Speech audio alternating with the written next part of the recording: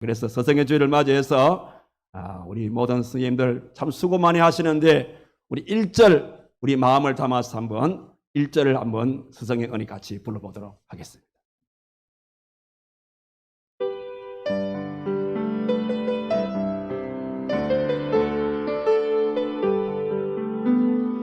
서성의 은혜는 하늘 같아서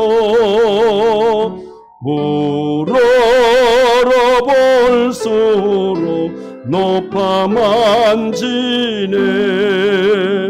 잠대거라 바라거라 가르쳐 주시. 서성은 마음은 보이시다. 고마워라 서성의 사랑. 보답하리 서성의 은혜. 우리 스님들 이 노래를 통해서 마음에 큰 위로가 되시기를 바랍니다. 우리가 5월 15일이 되어지면 서성의 날로 지금까지 쭉 지키고 있는데 여러분들 서성의 날의 기원을 혹 알고 계십니까? 아마 이 서성의 날 기원을 알고 계신 분들이 그렇게 많지 않을 것 같아요. 우리가 사실 5월 15일이 왜 하필이면 5월 15일 날이 서성의 날이 되었을까? 이런 궁금함을 가진 분도 없잖아 있을 줄 믿습니다. 제가 오늘 서성의 주일이니까 5월 15일 서성의 날이 어떻게 해서 만들어지는지를 먼저 잠시 제가 소개를 올리겠습니다. 5월 15일은 어떤 날이냐면 우리나라의 민족의 성군이었던 조선 4대 임금님이신 세종대왕의 생일이 5월 15일입니다. 그래서 세종대왕의 이 생일을 5월 15일 서성의 날로 이렇게 제정하게 되어졌는데 왜 그렇게 제정을 하게 됐냐면 세종대왕은 천성적으로 어질고 부지런하고 그리고 학문을 좋아하시는 분이었고 다방면의 재능과 취미를 가지고 있었던 분이 세종대왕이었습니다. 그래서 그는 백성을 사랑하는 정사를 펼치게 되어졌고 어려움을 당하는 사람들을 많이 보살펴 주게 되어졌고 또 최고의 문화와 또 과학 기술을 발전시켜왔던 분이 세종대왕이었습니다. 뿐만 아니라 이 세종대왕은 우리가 잘 아는 처국이 혹은 해석에 이와 같은 것을 발명하게 되어졌고 또 그런 것들을 제작을 했고 법과 제도를 정비를 하고 그리고 특별히 왕실에다가 집현전을 두어서 학문을 장려하기도 했던 것입니다. 그리고 많은 인재들을 배출하게 되어졌고 우리가 잘 아는 훈민정음이 그런 가운데서 이렇게 제정이 되었다는 것을 알 수가 있습니다.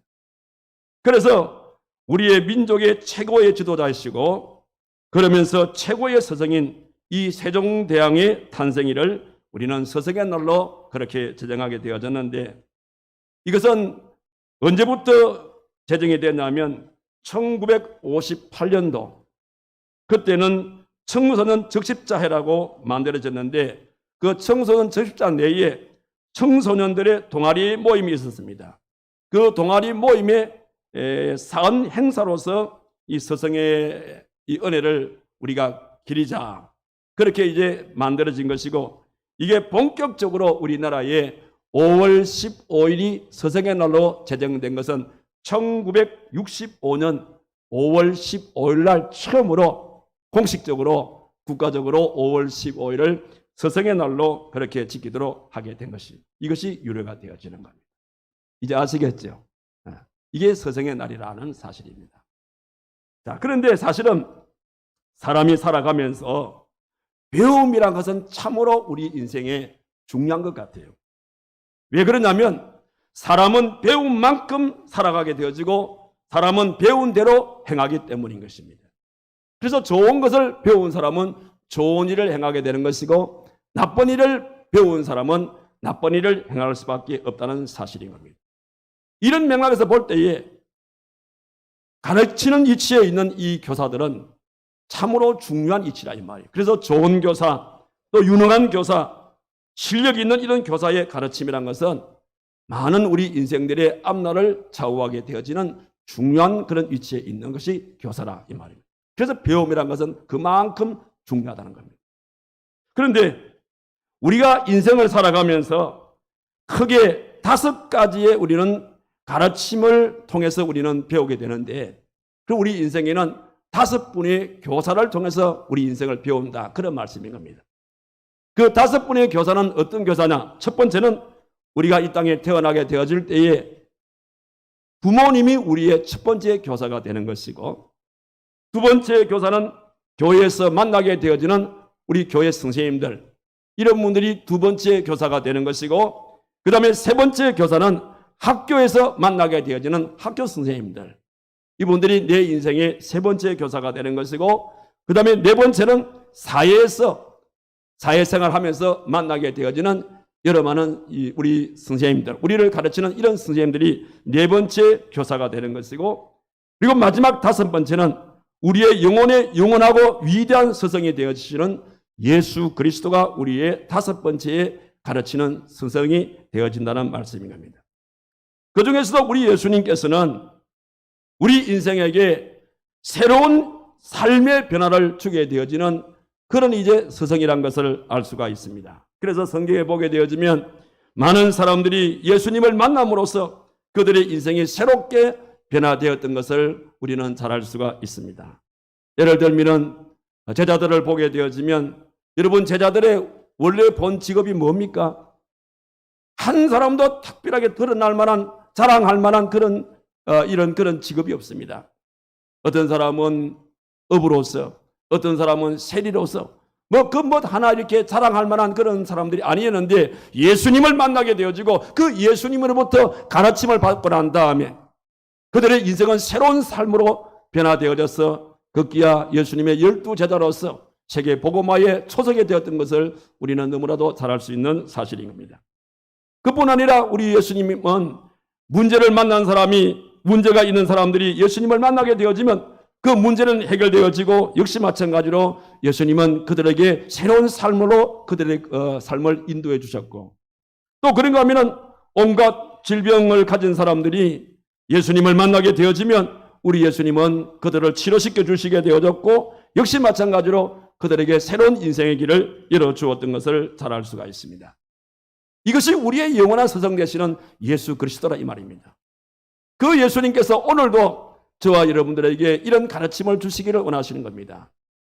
그래서 우리 예수님께서는 우리들 향해서 내게 와서 배우라, 내게 와서 배우라고 그렇게 이 한 시간 저와 여러분들을 초대하고 있다는 것을 명심을 하시기를 바라는 겁니다.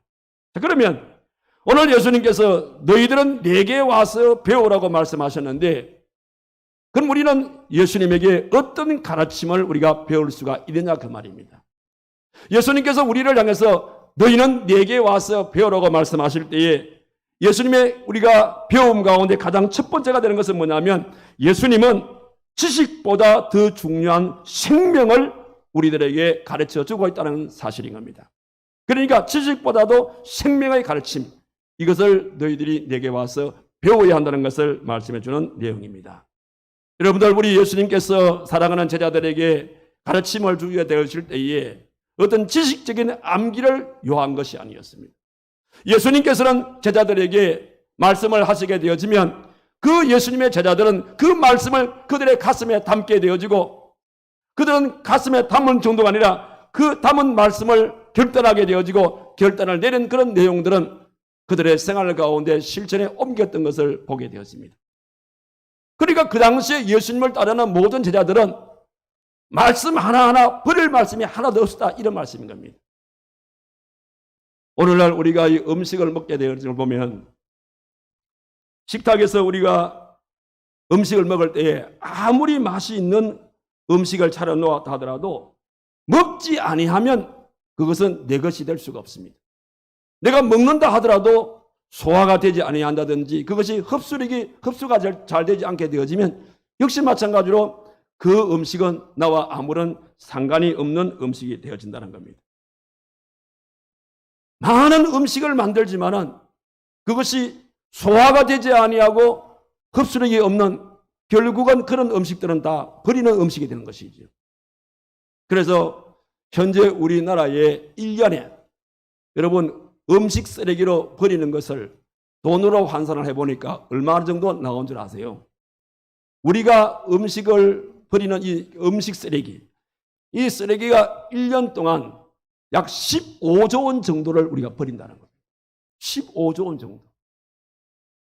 이건 하나님 말씀도 마찬가지인 것입니다. 여러분, 오늘 저와 여러분들이 이 시간에 주님 앞에 나와서 주의 말씀을 듣고 있습니다. 그런데 우리가 많은 말씀들 가운데서 우리가 그 하나님 말씀을 귀담아 듣지 아니하게 되어지는 말씀은 결국은 그 말씀은 내게 주어진 말씀이 될 수가 없다는 것입니다. 또 아무리 말씀을 들어도 그 말씀을 내가 소화하지 못하게 되어지면 역시 마찬가지로 그것도 나와 아무런 상관이 없는 말씀이 되어집니다. 그래서 오늘날 우리가 수많은 하나님 말씀을 듣고 있습니다만 그 말씀들을 내 것으로 우리가 취하지 못하고 그래서 버리는 말씀들이 얼마나 우리의 생활 속에 많냐 이 말입니다. 저는 말씀을 전할 때마다 우리 모든 성도들이 이 하나님의 말씀을 하나도 버리지 아니하고 이 말씀을 잘 소화를 시켜서 여러분의 마음속에 삶의 결단을 내리고 그 말씀대로 행하는 이런 삶을 살았으면 참 얼마나 좋겠냐 이런 생각을 가져봅니다만 실질적으로 오늘날 많은 성도들이 수많은 말씀들을 그냥 버리고 지나가는 경우들이 너무나 많다는 이 부분에 의해서 참 하나님 앞에 죄송스러움을 금할 길이 없습니다. 자, 그런데 오늘 본문 속에 나오는 이 예수님의 제자들은 그렇게 하지 않았다는 말입니다. 예수님께서 어떤 말씀을 하시든지 간에 예수님의 제자들은 그 말씀들을 그냥 한 쭈끼로 듣고 한 쭈끼로 흘러버리는 그런 정도가 아니라 이들은 하나님 주님께서 말씀하시게 되어지면 그 한 말씀 한 말씀들을 자기의 가슴 속에 담았다는 겁니다. 가슴 속에 담게 되어지고 가슴 속에 담은 그 말씀을 자기의 생활 속에 결단해서 행동으로 옮겨지게 되어지는 이런 삶을 살았던 사람들이 바로 예수님의 제자들의 모습인 것입니다. 그 말씀 속에 우리 예수님은 단순한 이 말씀이 지식적으로 전달되는 것이 아니라 그 말씀 속에 복음을 담았어. 생명력을 부여해서 말씀을 증거했기 때문에 수많은 사람들이 주의 말씀을 통하여서 새 생명을 얻게 되어지는 그런 기적의 은혜들이 나타났다는 사실인 겁니다. 그래서 오늘 가르침의 위치에 있는 우리 선생님들에게 우리 아이들에게 말씀을 가르치게 되어질 때에 단순하게 지식적으로 지식 전달적인 차원에서 말씀을 가르치는 것이 아니라 예수님처럼 그 하나님 말씀 속에 생명을 담아가지고 생명력이 있는 이런 말씀을 증거할 수 있는 그런 교사가 되어라 라고 오늘 성경은 우리들에게 말씀해주고 있는 것입니다. 그래서 오늘 저와 여러분들 특별히 우리 아이들을 지도하시는 우리 모든 교사 선생님 여러분들께서는 우리가 전하는 이 모든 말씀들이 단순히 지식 전달이 아니라 이 말씀 속에 하나님의 생명력을 담았어. 그래서 이 아이의 마음에 담아주었어. 그리고 이 아이가 이 말씀을 통해서 결단하게 되어지고 이 말씀을 그들의 생활 속에 옮겼어. 그들의 삶이 변화되어졌어. 그 변화 속에 자라서 이 땅에 머무는 기간 동안 작은 예수의 삶을 살아가도록 도와주는 이런 교사 되기를 주님의 이름으로 축원합니다. 그다음 또 한 가지는 뭐냐면 예수님은 사랑으로 가르쳐 주었다는 사실입니다. 그래서 오늘 우리 모든 선생님들께서는 우리 예수님께서 사랑으로 가르쳐 주셨기 때문에 이 사랑의 교육을 오늘 우리 모든 선생님들 가슴 속에 담으시라는 그런 말씀이 되겠습니다. 어디 그런 말씀이 나오냐면 여기 13장 1절의 말씀에 보면 이런 말씀이 나오죠. 유월절 전에 예수께서 자기가 세상을 떠나 아버지께로 돌아가실 때가 이런 줄 아시고 세상에 있는 자가 자기 사람들을 사랑하되 뭐라냐면 끝까지 사랑하시느니라. 끝까지 사랑했다 그랬어요. 여기 끝까지 사랑했다 이 말씀은 진정으로 사랑했다 이런 의미의 말씀이 되겠습니다. 왜 이런 말씀을 하시냐면 자 지금 여러분들 이 말씀의 이 분위기를 보시기 바랍니다. 여러분, 지금의 이 장면은 어떤 장면이냐면 예수님께서 이제 내일이면 십자가를 지는 순간이 오는 겁니다. 그러니까 십자가 지시기 하루 전에 일어난 사건이거든요. 지금 그 자리에 누가 있습니까? 여기에 2절의 말씀 보니까 마귀가 벌써 시몬의 아들 가룟 유다의 마음에 예수를 팔려는 생각을 넣었더라, 이렇게 말했잖아요. 그날 밤 그 자리에 자기를 팔게 되어질 가룟 유다까지 그 자리에 참석했다는 겁니다. 지금 이 상황을 예수님께서 모르시겠습니까? 가룟 유다가 나를 팔 것이다, 그 사실을 모르시겠습니까? 이미 예수님은 다 알고 계시는 거예요. 만약에 여러분들을 해치려는 어떤 사람이 어떤 무리 속에 같이 있다고 할 때에 여러분들이 그 사람을 바라보게 때에 여러분들의 마음이 어떨까요? 마음이 편안할까요? 절대 그러지 못할 겁니다. 그런 사람이 그 무리에 있게 되어지면 나도 모르게 얼굴에 안색이 변할 수도 있는 것이고, 입술이 파라라 떨릴 수도 있는 것이고, 손이 부들부들 떨릴 수 있을 것이라, 이 말입니다. 예수님들 그런 마음이 없었겠습니까? 그런 가운데서도 예수님께서는 전혀 그게 티를 내지 않았어요. 그리고 여기 3절의 말씀 보니까 저녁 먹는 중에 예수는 아버지께서 모든 것을 자기 손에 맡기신 것과 또 자기가 하나님께로부터 오셨다가 하나님께로 돌아가실 것을 아시고, 그리고 난 다음에 4절의 말씀 보니까 저녁 잡수시던 자리에서 일어나 겉옷을 벗고 수건을 가져다가 허리에 두르시고, 그 다음에 5절 이에 대하여 물을 떠서 제자들의 발을 씻으시고 그 두르신 수건으로 닦기를 시작했다 했지 않습니까? 예수님께서 저녁 식사를 하시다가 일어나셔서 겉옷을 벗고 그 다음에 수건을 허리에 동이고 세숫대에 물을 떠가지고 예수님의 발을 한 제자 발을 씻어주고 있단 말입니다. 그 중에 가룟 유다도 있다, 이 말이에요. 자, 이런 상황에서 전혀 가룟 유다에게 불편한 자기 심기를 드러내지 아니하고, 그러면서도 가룟 유다의 발을 씻어주시게 되어지는 이 주님의 모습에서 우리는 무엇을 생각할 수가 있습니까? 저는 이런 생각을 해보았어요. 가룟 유다야, 지금이라도 네가 하는 그 일에 대해서 나는 깨닫기를 바란다. 지금이라도 네가 하려는 그 일을 내가 멈추기를 원한다. 우리 주님은 그런 심정으로 가룟 유다의 발을 씻어주면서 한 번 더 기회를 주고 계시는, 저는 그런 가룟 유다의 이 예수님의 그런 모습을 저는 여기서 상상해 보았습니다. 그러면서도 우리 예수님께서는 전혀 티를 내지 아니하고 끝까지 이런 상황 속에서도 가룟 유다를 사랑하고 있는 이 사랑의 마음, 이 마음이 얼마나 고귀한 마음입니까? 이런 마음을 오늘 우리 선생님들께서 좀 배웠으면 좋겠어요. 여러분, 우리가 오늘날 이 시대를 돌아보게 되어지면 우리가 사는 이 시대는 어떤 시대입니까? 한마디로 말씀을 드린다면 사랑의 굶주린 오늘 이 사회라고 저는 그렇게 말씀을 하고 싶습니다. 여러분, 오늘 이 시대의 가장 큰 문제가 뭡니까? 물질이 문제입니까? 명예가 문제입니까? 권력이 문제입니까? 저는 그렇게 생각하지 않습니다. 정말 이 시대에 가장 큰 문제가 있다고 한다면 바로 그것은 사랑이 점점 메말라가고 있지 아니한가.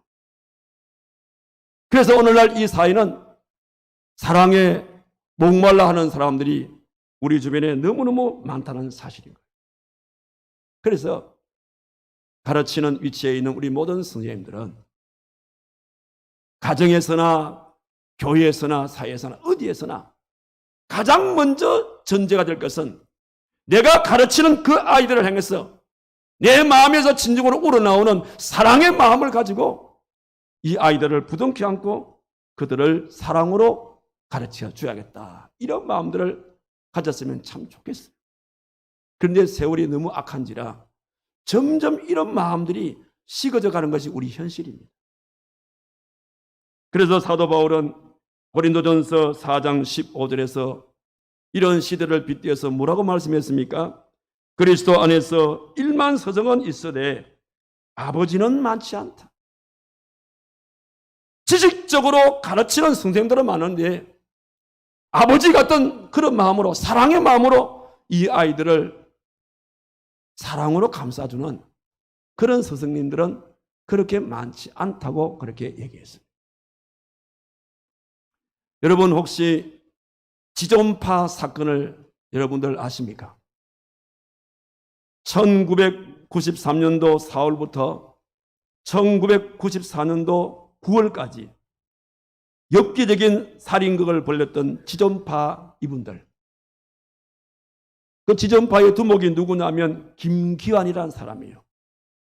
이 김기환이라는 사람인데 김기환을 중심으로 해서 7명의 젊은이들이 지존파라는 그런 조직을 만들어 가지고 이 지존파 사람들은 특별히 부유층에 있는 이런 사람들을 골라 가지고 정오의 살인을 하는데 엽기적으로 그렇게 살인을 5명이나 했던 사람이 지존파 사람들입니다. 그럼 두목격인 이 김기환이라는 사람이 왜 이런 일을 저지르게 되었을까? 바로 그것은 17년 전으로 거슬러 올라가는 겁니다. 그의 나이 8살 때에 초등학교 1학년 때에 어떤 일이 있었냐면 이 김기환이라는 사람이 아주 가난한 그런 농부의 가정에 태어났습니다. 그러니까 제대로 공부할 수 있는 그런 환경과 여건이 못 되어졌죠. 그런데 어느 날 학교에서 미술 시간에 선생님께서 크레파스를 가져오라 그랬어요. 그런데 사실상 김기환이는 크레파스를 살 수 있는 돈이 없었어요. 그래서 이 김기환이는 크레파스를 가지고 가지 못하게 됩니다. 그래서 선생님은 그 사실을 모르고 크레파스를 가지고 오지 않은 김기환이를 모든 학생들이 보는 앞에서 창피를 준 겁니다. 다음에는 다음 시간 꼭 가지고 오너라 했는데 또 그 다음 미술 시간에 역시 마찬가지로 김기환이가 크레파스를 안 가온 겁니다. 선생님은 더 화가 났어요. 그래서 머리에 알밤을 딱 주면서 하는 말이 야! 뭐라고 하냐면 다음부터는 훔쳐서라도 가져와! 그렇게 학생들 앞에서 훔쳐서라도 가져오라고 그렇게 얘기했습니다.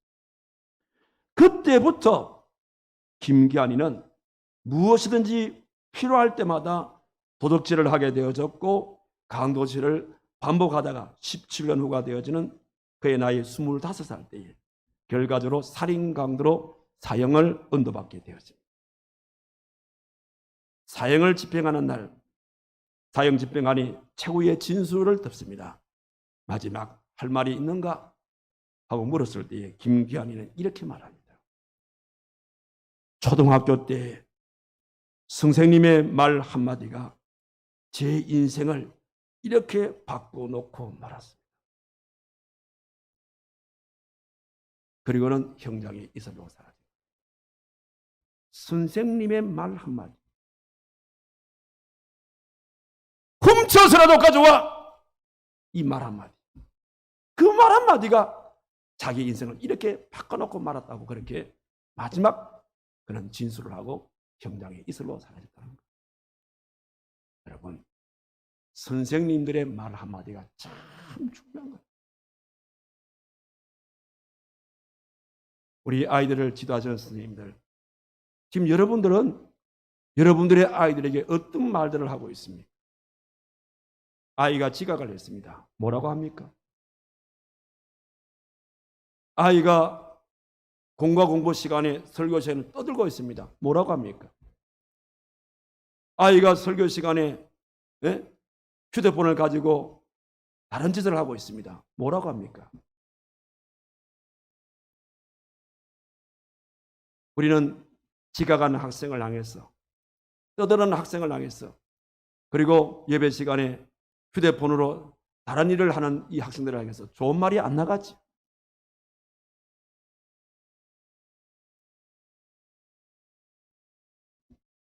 제가 지금도 생각이 납니다.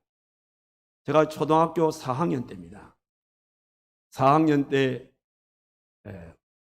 자연 시간이었습니다. 자연 시간에 우리 선생님께서 그날 이제 성냥을 만드는 이 부분이 나왔어요. 성냥을 어떻게 만드는지 쭉 설명을 하시다가 성냥대는 무슨 나무로 만들지 하는 질문이었습니다. 그래서 우리 학생들이 막 버드나무 무슨 나무 하지 않는데 이런저런 나무를 얘기했어요. 얘기를 하는데 정확하게 다들 얘기를 못 했어요. 그때 제가 4학년 때 우리는 그 당시에 반장을 급장이라 그래요. 급장. 4학년 때 우리 반은 급장이었거든요.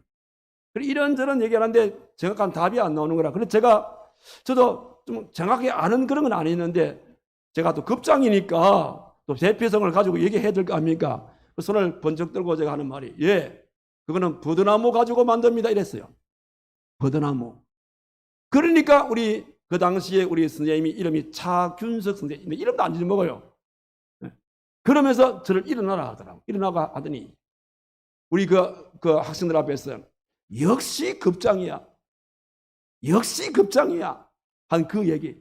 지금도 그 말씀, 그 얘기와 그 표정이 지금 내 나이가 지금 몇 살입니까? 그 당시에 초등학교 4학년이니까 8, 9, 11, 내 11살 때의 선생님 자연 시간에 역시 급장이야. 그 선생님의 그 얼굴 표정이 지금 내 눈에 선하다니까. 그때 선생님께서 우리 아이들 앞에서 일어세워가지고 저한테 칭찬한 그 말 한마디가 내 인생에서 큰 도움이 됩니다. 내 인생에서 큰 자부심을 심어준 거예요.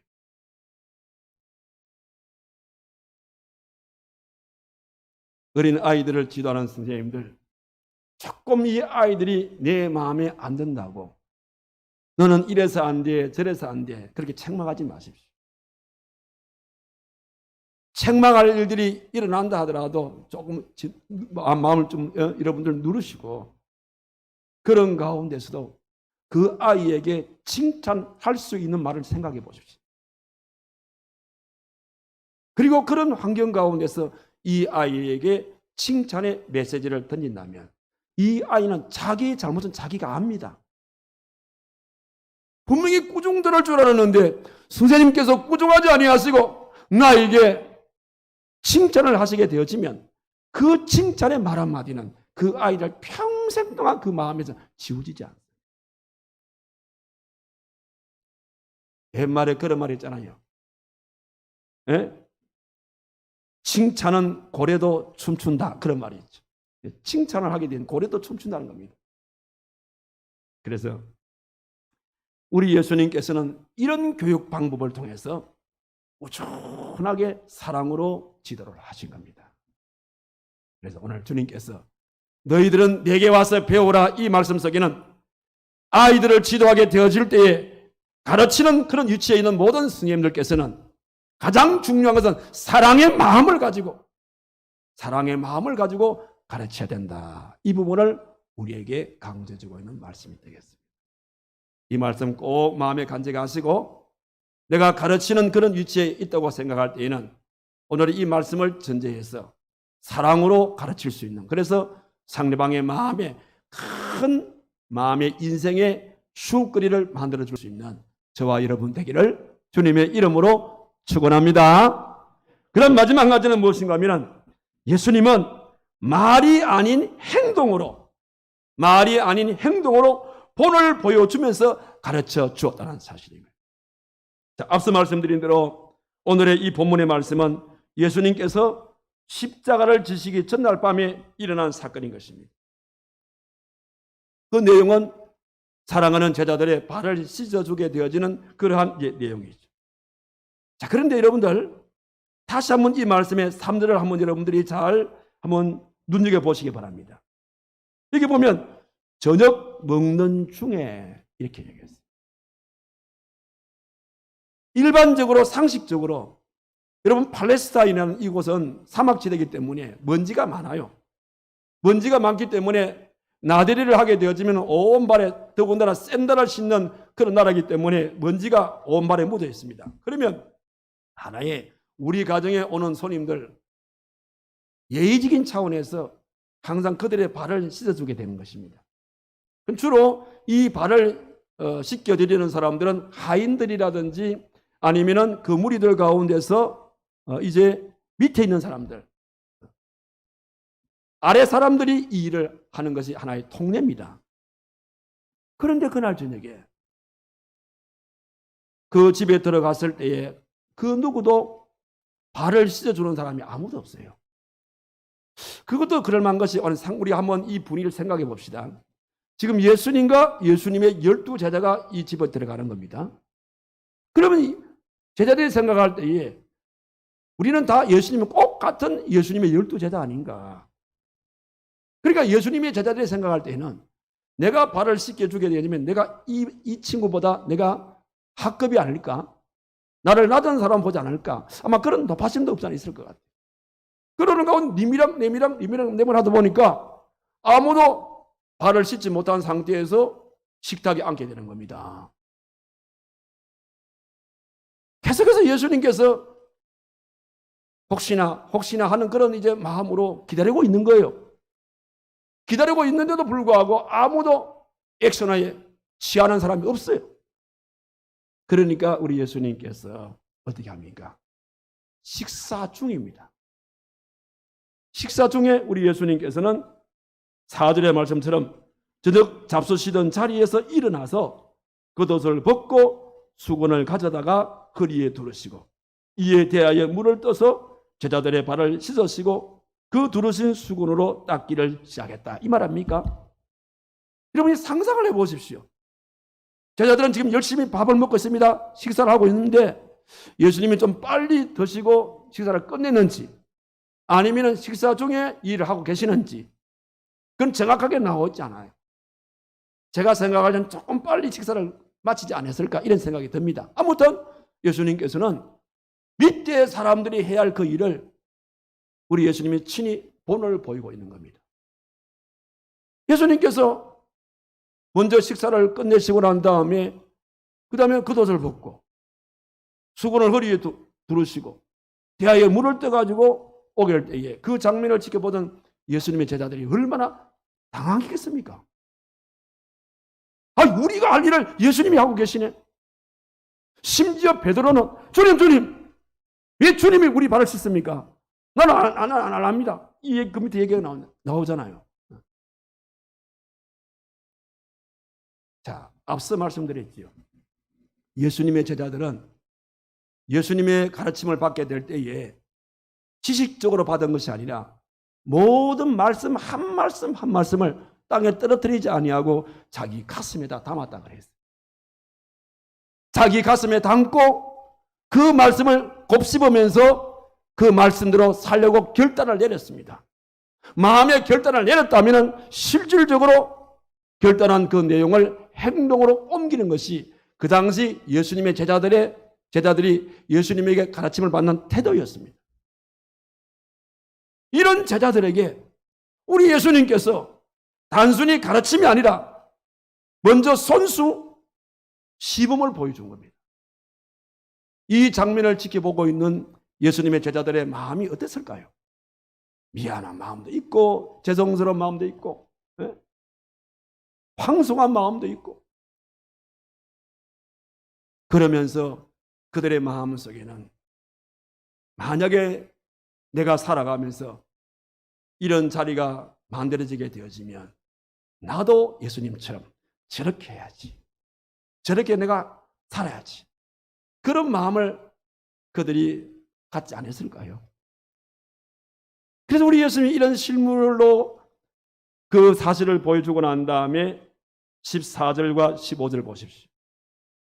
내가 주와 또는 선생이 되어 너희 발을 씻었으니 너희도 서로 발을 씻어 주는 것이 옳으니라. 내가 너희에게 행한 것 같이 너희도 행하게 하려 하여 본을 보였노라. 먼저 실물로 본을 보여주시고 난 다음에 그 다음에 가르치시기를 내가 너희들한테 한 이 모습 그대로 너희들도 꼭 해야 된다. 그런 부탁의 메시지를 던지는 겁니다. 이 메시지를 받았을 때에 예수님의 제자들의 마음이 어떻겠습니까? 그것이 나중에 순교로 이어지는 결과가 나오게 된 것입니다.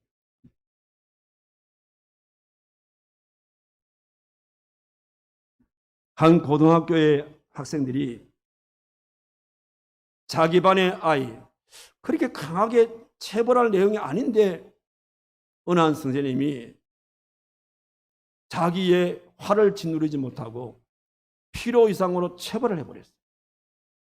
거기에 학생들이 붕괴를 해가지고 동맹 휴학을 하기로 결정을 했습니다. 그리고는 학생 대표가 만약에 체벌한 선생님을 학교 당국에서 거기에 대해서 처벌하지 않으면 우리는 오늘부로 휴학을 하겠습니다. 이런 통보였어요. 그러니까 학교 당국에서 그 통지서를 가지고, 그 통보서를 가지고 온 대표를 징계를 해버렸어요. 이게 난리가 난 거예요. 그래서 공부하다가 학생들이 운동장에 다 모였습니다. 그리고는 교사들을 성토하고는 자, 우리 교무실로 가자! 이러는 거예요, 한 학생이. 그래서 운동장에 모여있던 학생들이 우르르 그냥 교무실로 막 달려옵니다. 교무실에 선생님들이 이리 보니까 학생들이 막 소리를 지르면서 교무실을 향해서 막 달려오고 있거든요. 그러니까 이 선생님들이 겁을 집으니까 슬슬 빠집니다. 그런데 학생들이 교무실에 도착할 때까지 가장 연세가 지긋하신 한 선생님이 교무실을 지키고 있는 거예요. 학생들이 교무실 문을 확 열고 뛰어들어가니까 나이 지긋한 그 선생님께서 들어오는 학생들을 향해서 하는 말이 야 이놈들아! 이게 무슨 짓이야? 여기가 어딘데 들어와? 호통을 쳤어요. 그러니까 몇몇 학생들이 흥분을 하고 호통치는 선생님이 달려들어서 선생님들을 막 그냥 무자비로 그냥 구타를 했습니다. 그런데 구타를 당하시는 선생님께서 어떻게 구타를 당하냐면 눈만 이렇게 딱 가리고 눈만 가리고 그대로 맞고 있는 겁니다. 학생들이 막 흥분된 마음으로 선생님을 구타했지만은 조금 흥분이 가라고 난다면 큰일 났어. 좀 사건이 좀 진정이 되는 가운데 학생들이 물어보고 선생님 우리가 죽을 죄를 짓습니다. 용서해 주십시오. 그것도 그럴 만한 것이 선생님을 구타했답니까? 큰일 났어. 그럴 때 선생님께서 웃음을 지으시면서 하신 말씀이 웃으시면서 하신 말씀이 그래 너희가 잘못을 뉘우치면 됐다. 괜찮아. 하면서 용서를 해주는 거예요. 그때 한 아이가 선생님 하나 궁금한 것이 있어서 그러는데 질문해도 되겠습니까? 해봐라. 선생님 제가 보니까 선생님께서 우리 아이들이 선생님을 막 구타를 할 때에 왜 도망도 가지 아니하시고 제가 보니까 눈만 이렇게 딱 가리시고 그대로 맞고 계시는데 왜 그렇게 했습니까? 참 궁금합니다, 선생님. 하니까 선생님께서 하신 말씀이 그것은 나를 때리는 학생을 보고 싶지를 않아서 그래. 만약에 내가 나를 때리는 학생을 내 눈으로 봤다면 나도 사람이기 때문에 내가 그 학생에 대해서 좋은 감정을 가지겠니? 그래서 내가 눈을 가린 거야. 이렇게 학생들을 사랑하는 그런 마음으로 선생님께서 얘기를 하신 거예요. 그러니까 그 얘기를 듣고 있던 학생들이 울음을 터뜨리면서 엉엉 울었어. 선생님 우리가 정말 잘못했어.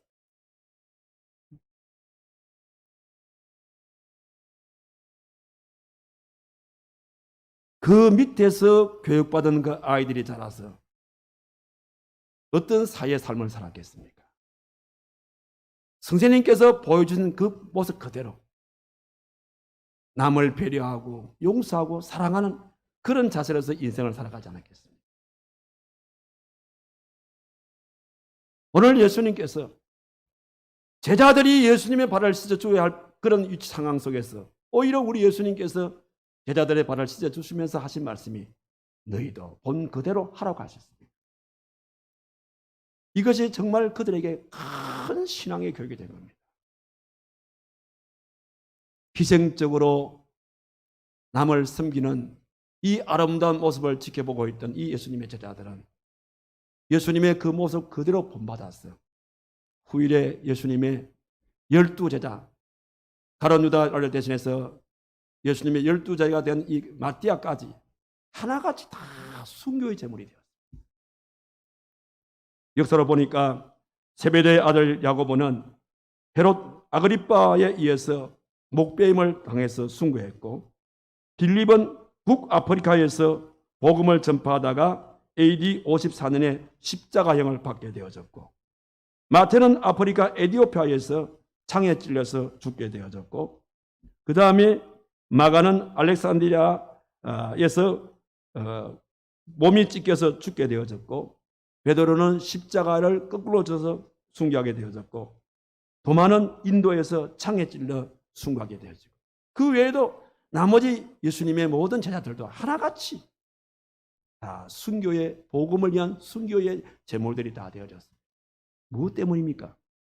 마지막 십자가 지시기 전에 예수님께서 대하여 물을 떠서 그들의 발을 씻으면서 너희들도 이렇게 하라는 이 말씀, 그 말씀에 이어서 예수님은 그 다음날 온 인류의 죄를 대신해서 십자가를 받지 않았습니까? 그 모습을 그들이 본 겁니다. 그래서 예수님의 12제자는 그 예수님의 가르침대로 마지막 주의 복음을 위해서 자기의 생명을 던지기까지 그렇게 살았던 것을 볼 수 있어요.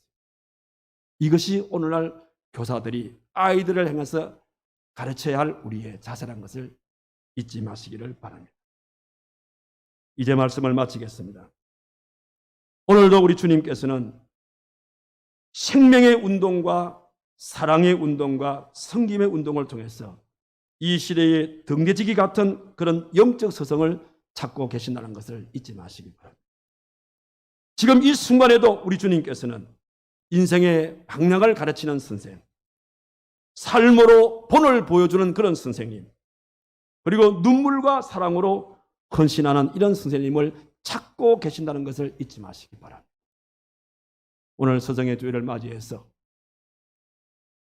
우리 활천 제일교회 모든 선생님들께서는 이 마지막 시대에 우리 예수님이 찾고 계시는 인생의 방향을 가르치는 서성, 삶으로 본을 보여주는 서성, 눈물과 사랑으로 헌신의 모습을 보여주는 서성의 그런 모습을 통해서 하나님께 영광을 올려드리고 시대에 쓰임받고, 그러면서 학생들에게 존경받으면서 여러분이 가르치는 그 학생들 또한 여러분의 뒤를 따라오는 그런 아름다움으로 하나님 앞에 영광 올려드릴 수 있는 저와 여러분 되기를 주님의 이름으로 축원합니다. 기도하겠습니다. 걸어가신 살아계신 하나님, 오늘 서성의 주일을 맞이해서 우리 예수님의 가르침을 다시 한 번 더 생각하고 우리들도 예수님의 가르침대로 아이들을 가르치기를 원하여서 귀한 말씀으로 도전을 받았습니다. 우리 예수님께서는 지식 전달이 아니라 생명 전달로 가르쳤고, 우리 예수님께서는 아이들을 가르칠 때에 책망하지 아니하고 사랑으로 그들을 가르쳤고, 우리 예수님께서는 여러 가지 모든 일들을 손수 본을 보여주면서까지 너희들도 이렇게 하라고 하시면서 가르쳐 주셨습니다.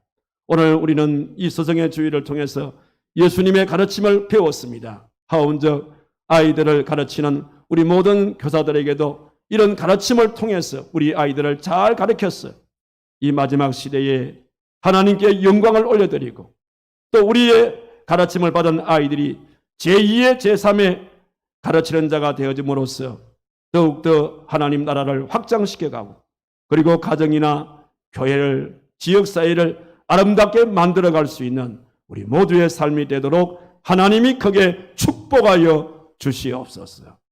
예수님의 이름으로 기도하옵나이다. 아멘.